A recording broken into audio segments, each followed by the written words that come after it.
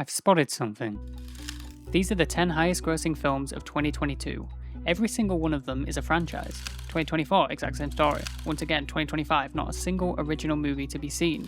And then we get to 2026. Look here, the second biggest film so far is The Odyssey.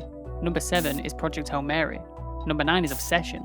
How have we gone from blockbuster franchises to a Greek poem, a sci-fi novel, and an indie film that cost $750,000 to make? The answer reveals the death of the movie star. In the 20th century, the biggest draw of any film was the cast. She got a great ass! You would see posters of Marlon Brando, Leonardo DiCaprio, Denzel Washington, Julia Roberts, Tom Hanks, George Clooney, Tom Cruise, Brad Pitt, Angelina Jolie, Jodie Foster. Okay, we get it. These people, and more, were so unbelievably famous that simply putting them in your movie printed money. Even hookless films. People in the industry eventually created a term for this, calling them bankable stars. The Hollywood Reporter even started publishing lists ranking actors by score, based on how much box office pull they have. Yes, I'm a big deal. By 2013, these lists had stopped. In the modern era of Hollywood, you have famous actors, but there's been a dramatic shift, and I think you've noticed it too. The world has started judging stars for the quality of the films they choose. Think about it, all anyone can talk about right now is the insane run that Robert Pattinson is on. No one wants to talk about how much money his films are pulling in because no one cares. Everyone wants to know how good the film is. You could argue this shift is because of streaming. There's so much to watch and we're so overwhelmed that we choose what to watch based on reviews or based on what our friends are talking about. Before streaming, people would go to the theatre and only have a handful of options. If they cared about reviews, they'd read a newspaper. Now we can see what the masses think on social media and Letterboxd. Yeah, well, everyone's a critic.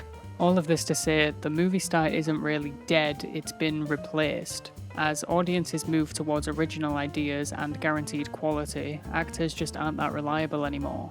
You cannot be assured that a film is good just because your favourite star is in it. You know what is a good metric? The director of the film. Take a look at this.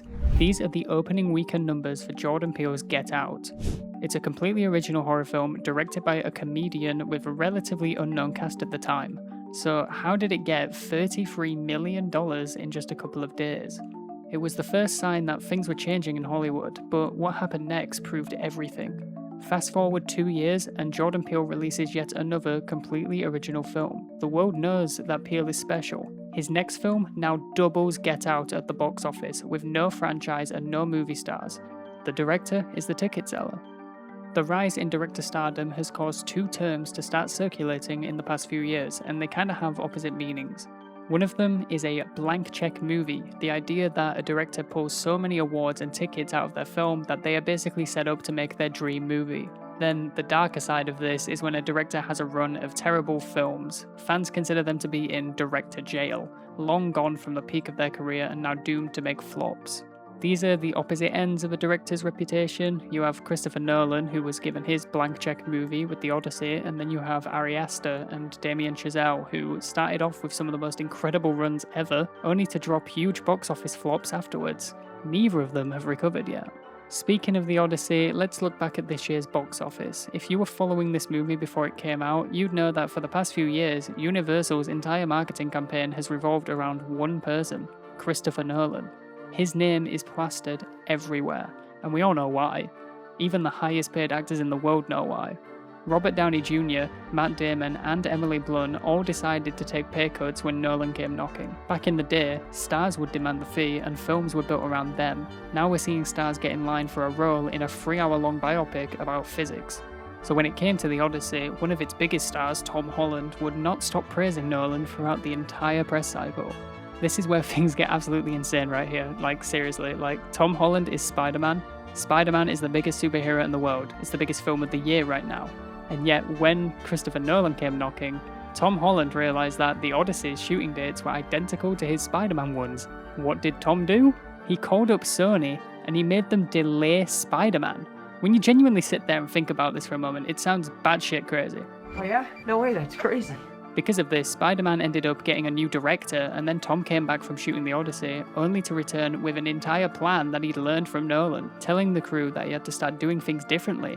well, Chris is doing it this way, this is how I think we should be doing it. It doesn't even sound real. It sounds like a joke someone would make up. Tom Holland makes a real movie once, immediately rethinks his whole career. But it genuinely happened. I would say that 80% of this is because of Nolan himself and the unironic aura this guy's got, but it's all part of a growing movement in Hollywood itself. Movie stars are now folding to directors, not the other way around. In the last vid, I even talked about how studios have started going all out on hiring new talent. They're going for YouTubers of all people to direct projects. And yet every single one of them has been a success, especially Obsession, which has shockingly found its way into the top 10 films of the year on a $750,000 budget. This got a lot of buzz early on because it was directed by a YouTuber, and then word of mouth spread it even more thanks to the performances from the cast. It was a straight up combo of director and star power, which is also what happened with Project Hail Mary. A completely new IP with no real existing audience based on a pretty recent sci-fi novel, but it was the dream project of Phil Lord and Chris Miller, who have worked on the Lego Movie, Spider-Verse, and a cocaine bear, I guess. We all have our bad days. Well, after decades of animation hits, they decided to make their first live-action film since 21 Jump Street. And man, did they go for it. They bought the rights to a book written by the author of The Martian.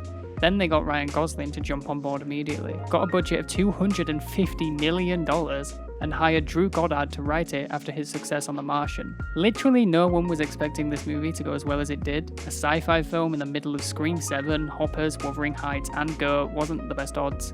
And yet it's sitting right there at almost $700 million.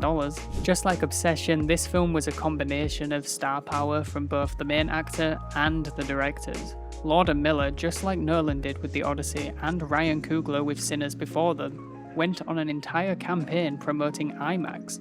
They're really going after people who love cinema, showcasing all the different ways to watch it, the formats, the aspect ratios. It's now become like a #1 way to tell people, hey, I'm making a blockbuster, come see it.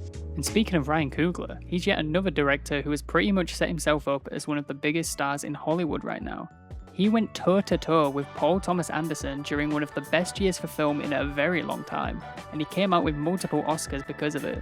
To be able to pull that off that early in your career says so much about the work you're putting out and the level of stardom he's created. And honestly, I think everyone agrees that the couple years between films from directors just adds way more to their hype than any actor could ever pull off. Daniel Day-Lewis is coming out of retirement. Well, that's nice, but it's not like he's teaming up with PTA again, is he? But Miyazaki coming out of retirement, now that's an event. Here's another Oscar for you, buddy. Take $300 million while you're at it. See what I mean?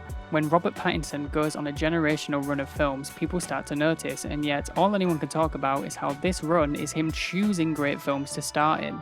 Not films that are generational just because of his performance. I'll admit, I think he's one of our greatest living actors, but no one was rushing to the theatre to see Tenet or The Odyssey because Robert Pattinson was in it. It was because of this man right here. People knew they were about to watch a film from a man who has pretty much had a flawless run of movies. Yes, Tenet is one of his best movies, fight me. The same goes for Jordan Peele or Greta Gerwig or Wes Anderson. I mean, the director with probably the most star power of all time is Steven Spielberg. Even he has his ups and downs. People go to see it no matter what. All this to say that I think we've seen an actual permanent shift in how audiences view films. I think it's all because of streaming, the cost of cinema tickets, Letterboxd, and well, Gen Z. We want to celebrate artists and their original work. Sure, we'll always have actors who are more famous than most directors, but are they really movie stars?